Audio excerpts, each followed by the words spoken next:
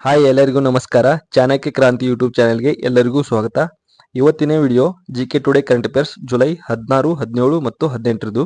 Question number 1. ಇತ್ತೀಚೆಗೆ ಯಾವ ದೇಶವು ಕೊಲಂಬಿಯಾವನ್ನು ಸೋಲಿಸುವ ಮೂಲಕ ತಮ್ಮ ಸತತ ಎರಡನೇ ಕೋಪಾ ಅಮೆರಿಕಾ ಚಾಂಪಿಯನ್ಶಿಪ್ ಅನ್ನು ಪಡೆದುಕೊಂಡಿದೆ?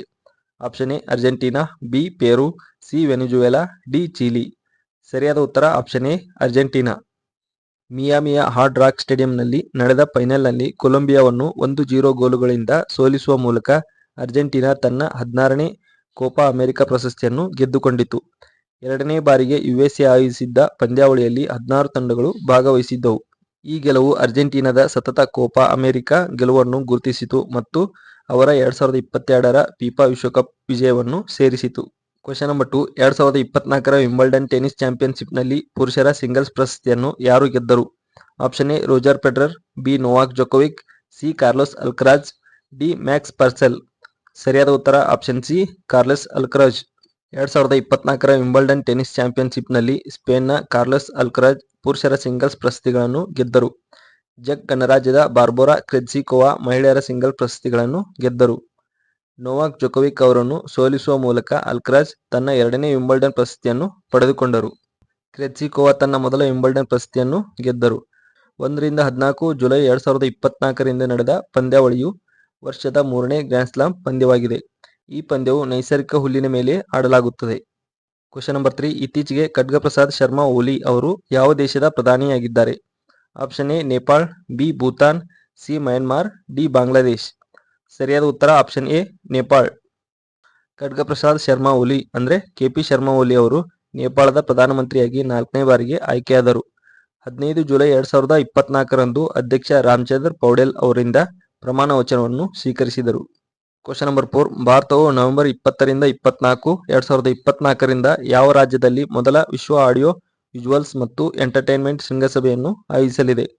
Option A Kerala, B Maharashtra, C Gujarat, D Goa. ಸರಿಯಾದ ಉತ್ತರ ಆಪ್ಷನ್ ಡಿ ಗೋವಾ. ಭಾರತವು 20ರಿಂದ 24 ನವೆಂಬರ್ 2024ರವರೆಗೆ ಗೋವಾದಲ್ಲಿ ಮೊದಲ ವಿಶ್ವ ಆಡಿಯೋ ವಿಜುವಲ್ಸ್ ಮತ್ತು ಎಂಟರ್ಟೈನ್ಮೆಂಟ್ ಶೃಂಗಸಭೆಯನ್ನು ಆಯೋಜಿಸಲಿದೆ. ಕೇಂದ್ರ ಸಚಿವ ಅಶ್ವಿನಿ ವೈಷ್ಣವ್ ಅವರು, ಗೋವಾ ಮುಖ್ಯಮಂತ್ರಿ ಪ್ರಮೋದ್ ಸಾವಂತ್ ಮತ್ತು ಸಚಿವ ಡಾ ಎಲ್ ಮುರುಗನ್ ಉಪಸ್ಥಿತರಿದ್ದರು. Question number 5. ಇತ್ತೀಚೆಗೆ ಸುದ್ದಿಯಲ್ಲಿ ಕಂಡುಬರುವ ಪ್ರಾಜೆಕ್ಟ್ 2025 ಯಾವ ದೇಶಕ್ಕೆ ಸಂಬಂಧಿಸಿದೆ? Option A Australia, B Japan, C USA, D Bharat. ಸರಿಯಾದ ಉತ್ತರ ಆಪ್ಷನ್ ಸಿ ಯುಎಸ್ಎ. ಪ್ರಾಜೆಕ್ಟ್ 2025 ಸಂಪ್ರದಾಯವಾದಿ ನೀತಿ ಪ್ರಸ್ತಾಪಗಳ ಒಂದು ಸೆಟ್. ಡೊನಾಲ್ಡ್ ಟ್ರಂಪ್ ಅವರ ವಿರೋಧಿಗಳಿಗೆ ಕೇಂದ್ರಬಿಂದುವಾಗಿದೆ. ಸರಿಸುಮಾರು 900 ಪುಟಗಳ ಡಾಕ್ಯುಮೆಂಟ್ ಸಂಪ್ರದಾಯವಾದಿಗಳೊಂದಿಗೆ ಸರ್ಕಾರಿ ಹುದ್ದೆಗಳನ್ನು ನೇಮಿಸುವ ಮತ್ತು ಕಾರ್ಯನಿರ್ವಾಹಕ ಆದೇಶಗಳನ್ನು ರಚಿಸುವ ಯೋಜನೆಗಳನ್ನು ಒಳಗೊಂಡಿದೆ. Question number 6. ಇತ್ತೀಚೆಗೆ ಭಾರತವು 4 ಸಮುದಾಯ ಅಭಿವೃದ್ಧಿ ಯೋಜನೆಗಳನ್ನು ಕಾರ್ಯಗತಗೊಳಿಸಲು ಯಾವ ದೇಶಗಳೊಂದಿಗೆ ಒಪ್ಪಂದಕ್ಕೆ ಸಹಿ ಹಾಕಿದೆ? ಆಪ್ಷನ್ ಎ ಮಾರ್ಷಲ್ ದ್ವೀಪಗಳು, ಬಿ ಸೊಲೊಮನ್ ದ್ವೀಪಗಳು, C Papua New Guinea, D New Zealand. ಸರಿಯಾದ ಉತ್ತರ ಆಪ್ಷನ್ ಎ ಮಾರ್ಷಲ್ ದ್ವೀಪಗಳು. ವಿದೇಶಾಂಗ ವ್ಯವಹಾರಗಳ ಸಚಿವ ಡಾ ಎಸ್ ಜಯಶಂಕರ್ ಅವರು 4 ಸಮುದಾಯ ಅಭಿವೃದ್ಧಿ ಯೋಜನೆಗಳಿಗೆ ಎಂಒಯುಗೆ ಸಹಿ ಮಾಡುವಾಗ ಭಾರತ ಮತ್ತು ಮಾರ್ಷಲ್ ದ್ವೀಪಗಳ ನಡುವಿನ ದೀರ್ಘಕಾಲದ ಸ್ನೇಹ ಸಂಬಂಧವನ್ನು ಒತ್ತಿ ಹೇಳಿದರು. ಮಾರ್ಷಲ್ ದ್ವೀಪಗಳು ಪೆಸಿಫಿಕ್ ಸಾಗರ ದ್ವೀಪ ರಾಷ್ಟ್ರಗಳಾಗಿವೆ. Question number 7. ಯಾವ ಸಚಿವಾಲಯವು 2024ರ ವಿಶ್ವ ಪರಂಪರೆಯ ಯುವ ವೃತ್ತಿಪರರ ವೇದಿಕೆಯನ್ನು ಆಯೋಜಿಸುತ್ತಿದೆ? ಆಪ್ಷನ್ ಎ ವಿದೇಶಾಂಗ ವ್ಯವಹಾರಗಳ ಸಚಿವಾಲಯ, ಬಿ ಗೃಹ ವ್ಯವಹಾರಗಳ ಸಚಿವಾಲಯ, ಸಿ ಸಂಸ್ಕೃತಿ ಸಚಿವಾಲಯ, ಡಿ ರಕ್ಷಣಾ ಸಚಿವಾಲಯ. ಸರಿಯಾದ ಉತ್ತರ ಆಪ್ಷನ್ ಸಿ ಸಂಸ್ಕೃತಿ ಸಚಿವಾಲಯ. ಭಾರತವು ಯುನೆಸ್ಕೋ ವಿಶ್ವ ಪರಂಪರೆ ಸಮಿತಿ ಸಭೆಯನ್ನು ಮೊದಲ ಬಾರಿಗೆ ಜುಲೈ 21ರಿಂದ 31ರವರೆಗೆ 2024ರಿಂದ ನವದೆಹಲಿಯಲ್ಲಿ ಆಯೋಜಿಸುತ್ತಿದೆ. ಸಂಸ್ಕೃತಿ ಸಚಿವಾಲಯವು ಜುಲೈ 14ರಿಂದ 23ರವರೆಗೆ 21ನೇ ಶತಮಾನದಲ್ಲಿ ವಿಶ್ವ ಪರಂಪರೆ ಎಂಬ ವಿಷಯದ 2024ರ ವಿಶ್ವ ಪರಂಪರೆಯ ಯುವ ವೃತ್ತಿಪರರ ವೇದಿಕೆಯನ್ನು ಆಯೋಜಿಸುತ್ತಿದೆ. Question number 8. ಯಾವ ಯುರೋಪಿಯನ್ ದೇಶಗಳು ಇತ್ತೀಚೆಗೆ 500 ಕಿಲೋಮೀಟರ್ಗಳ ವ್ಯಾಪ್ತಿಯೊಂದಿಗೆ ದೀರ್ಘ ಶ್ರೇಣಿಯ ಕ್ರೂಸ್ ಕ್ಷಿಪಣಿಗಳನ್ನು ಅಭಿವೃದ್ಧಿಪಡಿಸಲು ಉಪಕ್ರಮವನ್ನು ಪ್ರಾರಂಭಿಸಿವೆ?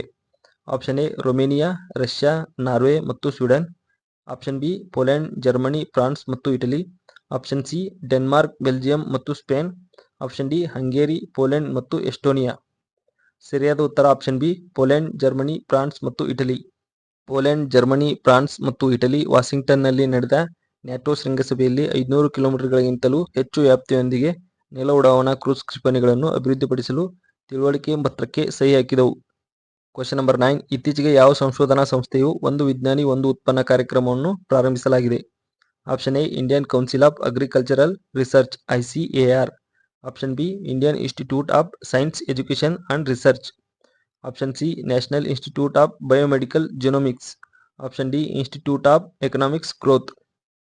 ಸರಿಯಾದ ಉತ್ತರ option A Indian Council of Agricultural Research ICAR. Indian Council of Agricultural Research ICAR ತನ್ನ ಒಂದು ವಿಜ್ಞಾನಿ ಒಂದು ಉತ್ಪನ್ನ ಕಾರ್ಯಕ್ರಮವನ್ನು ಜುಲೈ 16ರಂದು ಪ್ರಾರಂಭಿಸಿತು. ಇದು ಕೃಷಿ ಮತ್ತು ಪಶುಸಂಗೋಪನೆಯಲ್ಲಿ ಸಂಶೋಧನೆಯನ್ನು ಹೆಚ್ಚಿಸುತ್ತದೆ. ದೆಹಲಿಯಲ್ಲಿ ತನ್ನ 96ನೇ ಸಂಸ್ಥಾಪನಾ ದಿನಾಚರಣೆ ಸಂದರ್ಭದಲ್ಲಿ ICAR 323 ಹೊಸ ಬೆಳೆ ಪ್ರಭೇದಗಳನ್ನು ಘೋಷಿಸಿತು. ಈ ಕಾರ್ಯಕ್ರಮವನ್ನು ಕೇಂದ್ರ ಕೃಷಿ ಸಚಿವ ಶಿವರಾಜ್ ಸಿಂಗ್ ಚೌಹಾಣ್ ಉದ್ಘಾಟಿಸಿದರು. Question number 10. ಯಾವ IIT ಮತ್ತು ಪ್ರಸಾರ ಭಾರತಿ 2 ದಿನಗಳ ರೋಬೋಟ್ ಸ್ಪರ್ಧೆ DD ರೋಬೋಕಾನ್ ಇಂಡಿಯಾ 2024 ಆಯೋಜಿಸಿದೆ? Option A IIT Kanpur, B IIT Delhi, C IIT Bombay, D IIT Roorkee. ಸರಿಯಾದ ಉತ್ತರ option B IIT Delhi. IIT Delhi ಮತ್ತು ಪ್ರಸಾರ ಭಾರತಿ ಆಯೋಜಿಸಿದ DD ರೋಬೋಕಾನ್ 2024 ಜುಲೈ 13ರಿಂದ 14ರವರೆಗೆ ದೆಹಲಿಯ ತ್ಯಾಗರಾಜ್ ಕ್ರೀಡಾಂಗಣದಲ್ಲಿ ಯಶಸ್ವಿಯಾಗಿ ಮುಕ್ತಾಯಗೊಂಡಿತು. ಈ ಇವೆಂಟ್ನಲ್ಲಿ 46 ತಂಡಗಳು ರೋಬೋಟಿಕ್ಸ್ನಲ್ಲಿ ನಾವೀನ್ಯತೆ ಮತ್ತು ಟೀಮ್ ವರ್ಕ್ ಅನ್ನು ಪ್ರದರ್ಶಿಸಿದವು. ಅಹಮದಾಬಾದ್ನ ನಿರ್ಮಾ ವಿಶ್ವವಿದ್ಯಾಲಯದ ಇನ್ಸ್ಟಿಟ್ಯೂಟ್ ಆಫ್ ಟೆಕ್ನಾಲಜಿ ಚಾಂಪಿಯನ್ಶಿಪ್ ಗೆದ್ದಿದೆ ಮತ್ತು ವಿಯೆಟ್ನಾಂನಲ್ಲಿ ನಡೆಯುವ ABU ರೋಬೋಕಾನ್ 2024ರಲ್ಲಿ ಭಾರತವನ್ನು ಪ್ರತಿನಿಧಿಸುತ್ತದೆ. Question number 11. ಇತ್ತೀಚೆಗೆ ಪಾಲ್ ಕಗಾಮೆ ಅವರು ಯಾವ ದೇಶದ ಅಧ್ಯಕ್ಷರಾಗಿ 4ನೇ ಬಾರಿಗೆ ಆಯ್ಕೆಯಾಗಿದ್ದಾರೆ? Option A Rwanda, B Kenya, C Nigeria, D Uganda. ಸರಿಯಾದ ಉತ್ತರ ಆಪ್ಷನ್ ಎ ರುವಾಂಡಾ. ರಾಷ್ಟ್ರೀಯ ಚುನಾವಣಾ ಆಯೋಗದ ಪ್ರಕಾರ ರುವಾಂಡಾದ ಅಧ್ಯಕ್ಷರಾಗಿ ಪಾಲ್ ಕಗಾಮೆ ಅವರು 99% ಮತಗಳೊಂದಿಗೆ ತಮ್ಮ 4ನೇ ಅವಧಿಯನ್ನು ಗೆದ್ದಿದ್ದಾರೆ. 2000ರಿಂದ ಅಧಿಕಾರದಲ್ಲಿರುವ ಕಗಾಮೆ ಈ ಹಿಂದೆ 2017ರ ಚುನಾವಣೆಯಲ್ಲಿ ಇದೇ ಅಂತರದಲ್ಲಿ ಗೆದ್ದಿದ್ದರು. Question number 12. ಇತ್ತೀಚೆಗೆ ಸಿರಮ್ ಇನ್ಸ್ಟಿಟ್ಯೂಟ್ ಆಫ್ ಇಂಡಿಯಾ ಮತ್ತು ಆಕ್ಸ್ಫರ್ಡ್ ವಿಶ್ವವಿದ್ಯಾನಿಲಯವು ಹೆಚ್ಚಿನ ಪರಿಣಾಮಕಾರಿತ್ವದ ಮಲೇರಿಯಾ ಲಸಿಕೆ R21-M ಅನ್ನು ಯಾವ ದೇಶದಲ್ಲಿ ಬಿಡುಗಡೆ ಮಾಡಿದೆ? Option A Mali, B Ivory Coast, C Ghana, D Nigeria. ಸರಿಯಾದ ಉತ್ತರ option B Ivory Coast. Serum Institute of India ಮತ್ತು ಆಕ್ಸ್ಫರ್ಡ್ ವಿಶ್ವವಿದ್ಯಾಲಯವು ಅಭಿವೃದ್ಧಿಪಡಿಸಿದ R21 ಮಲೇರಿಯಾ ಲಸಿಕೆಯನ್ನು ನಿಯೋಜಿಸಿದ ಮೊದಲ ದೇಶ ಐವರಿ ಕೋಸ್ಟ್. ಈ ಲಸಿಕೆಯನ್ನು 5 ವರ್ಷದೊಳಗಿನ ಮಕ್ಕಳಿಗೆ WHO ಶಿಫಾರಸು ಮಾಡಿದೆ. Question number 13. ಇತ್ತೀಚೆಗೆ ಶಿಲ್ಲಾಂಗ್ನಲ್ಲಿ ಪ್ರಾರಂಭವಾದ NERACE ವೆಬ್ ಪೋರ್ಟಲ್ನ ಪ್ರಾಥಮಿಕ ಉದ್ದೇಶವೇನು? ಆಪ್ಷನ್ ಎ ಈಶಾನ್ಯದಲ್ಲಿ ಪ್ರವಾಸೋದ್ಯಮವನ್ನು ಉತ್ತೇಜಿಸಲು, ಬಿ ಈಶಾನ್ಯ ಪ್ರದೇಶದಲ್ಲಿ ಕೃಷಿ ಸಮುದಾಯ ಮತ್ತು ಖರೀದಿದಾರರನ್ನು ಸಂಪರ್ಕಿಸಲು, ಸಿ ವಿದ್ಯಾರ್ಥಿಗಳಿಗೆ ಶೈಕ್ಷಣಿಕ ಸಂಪನ್ಮೂಲಗಳನ್ನು ಒದಗಿಸಲು, ಡಿ ಸ್ಥಳೀಯ ಕಲೆ ಮತ್ತು ಕರಕೌಶಲಗಳನ್ನು ಬೆಂಬಲಿಸಲು. ಸರಿಯಾದ ಉತ್ತರ ಆಪ್ಷನ್ ಬಿ ಈಶಾನ್ಯ ಪ್ರದೇಶದಲ್ಲಿ ಕೃಷಿ ಸಮುದಾಯ ಮತ್ತು ಖರೀದಿದಾರರನ್ನು ಸಂಪರ್ಕಿಸಲು. ಕೇಂದ್ರ ಸಚಿವ ಜ್ಯೋತಿರಾದಿತ್ಯ ಸಿಂಧಿಯಾ ಅವರು ಈಶಾನ್ಯ ರೈತರು ಮತ್ತು ಖರೀದಿದಾರರಿಗೆ ಅನುಕೂಲವಾಗುವಂತೆ ಶಿಲ್ಲಾಂಗ್ನಲ್ಲಿ ಈಶಾನ್ಯ ಪ್ರದೇಶದ ಕೃಷಿ ಸರಕು ಇ-ಕನೆಕ್ಟ್ ವೆಬ್ ಪೋರ್ಟಲ್ ಮತ್ತು ಅಪ್ಲಿಕೇಶನ್ ಅನ್ನು ಪ್ರಾರಂಭಿಸಿದರು. NERACE ವೆಬ್ ಪೋರ್ಟಲ್ ಮಸಾಲೆಗಳು, ಹಣ್ಣುಗಳು ಮತ್ತು ತರಕಾರಿಗಳಂತಹ ಉತ್ಪನ್ನಗಳನ್ನು ಬೆಂಬಲಿಸುತ್ತದೆ, ರೈತರಿಗೆ ದೊಡ್ಡ ಮಾರುಕಟ್ಟೆಗಳು ಮತ್ತು ಉತ್ತಮ ಬೆಲೆಯನ್ನು ಒದಗಿಸುತ್ತದೆ.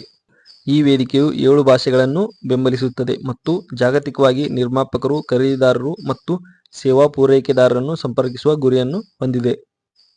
Question number 14. ಇತ್ತೀಚೆಗೆ ವಿದೇಶಾಂಗ ವ್ಯವಹಾರಗಳ ಸಚಿವ ಎಸ್ ಜೈಶಂಕರ್ ಅವರು ಯಾವ ದೇಶದಲ್ಲಿ ಸ್ನೇಹದ ಸಂಕೇತವಾಗಿ ಮೈತ್ರಿ ಉದ್ಯಾನ ಅನ್ನು ಉದ್ಘಾಟಿಸಿದರು? Option A Vietnam, B Australia, C Mauritius, D Singapore. ಸರಿಯಾದ ಉತ್ತರ ಆಪ್ಷನ್ ಸಿ ಮಾರಿಷಸ್.